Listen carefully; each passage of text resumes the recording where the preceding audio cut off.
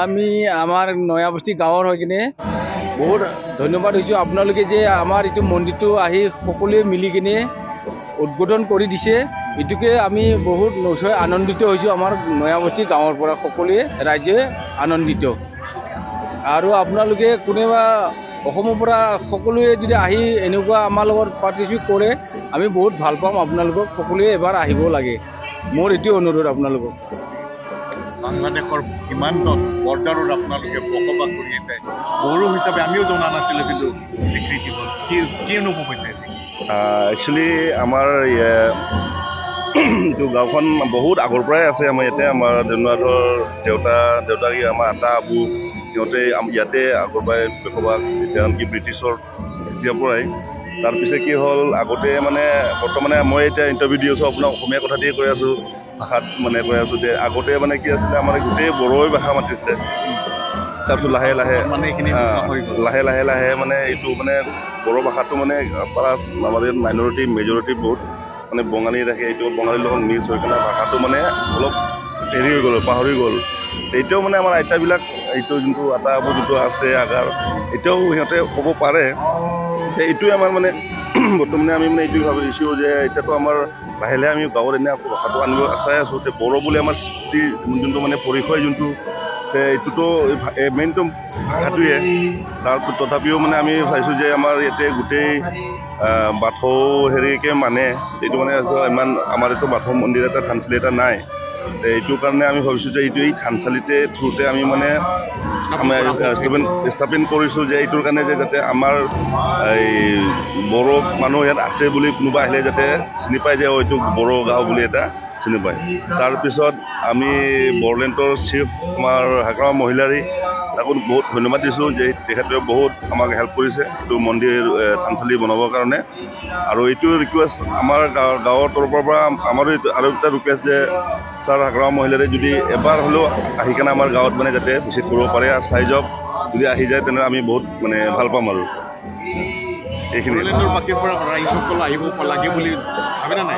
আমিতো আমি একচুৱেলি আমি চাওঁ, আমি কৈ আছোঁ যে বড়োলেণ্ডৰ পৰা যিমান দিনে আহক, যেতিয়াই আহক, আপোনালোকৰ কাৰণে মানে এনি টাইম আৰু ৱেলকাম আৰু আপোনালোকৰ কাৰণে নয়াবস্তিত আমাৰ ভোলাগঞ্জত মেঘালয়। এইটোৱেই কামনা থাকিল আপোনালোকৰ। ধন্যবাদ। হয়, প্ৰথমতে মই খুলুমবাই, আৰু প্ৰথমতে মই ধন্যবাদ জ্ঞাপন কৰিছোঁ আমাৰ জেনেৰেল ছেক্ৰেটাৰী দুলাৰায় বাথৌ গৌতমৰ চেণ্ট্ৰেল কমিটিৰ জেনেৰেল ছেক্ৰেটাৰী গণেশ দৈমাৰীক অত্যন্ত ধন্যবাদ জ্ঞাপন কৰিছোঁ তেওঁক। আৰু তাৰপিছত মই পূৰা central Bathou Mahasabha central committee, Dularai Bathou central কমিটিৰ সকলোকে ধন্যবাদ জ্ঞাপন কৰিছোঁ। তেওঁলোকৰ কাৰণে আজি আমি এই বাথৌ দুলাৰায় বাথৌ থানচালি নয়াবস্তিৰ থানচালিটো মানে নিৰ্মাণ উত্থাপন কৰিব পাৰিছোঁ। আমি তেওঁলোকক অতি মানে ধন্যবাদ আচলতে এই পূজা মানে এই বাথৌ থানচালিটো আমি বহুত আগৰ পৰা ৭৫ বছৰ আগৰ পৰা পুজি আহিছোঁ, পূজা কৰি আহিছোঁ। কিন্তু আজি আমি তেওঁলোকৰ কাৰণে এইটো জেগাত মানে নিৰ্মাণ কৰিব পাৰিছোঁ বা কমপ্লিট কৰিব পাৰিছোঁ, সেইটো কাৰণে মানে অত্যন্ত ধন্যবাদ। বাছ এইখিনিয়ে, আৰু একো নাই মোৰ। নমস্কাৰ।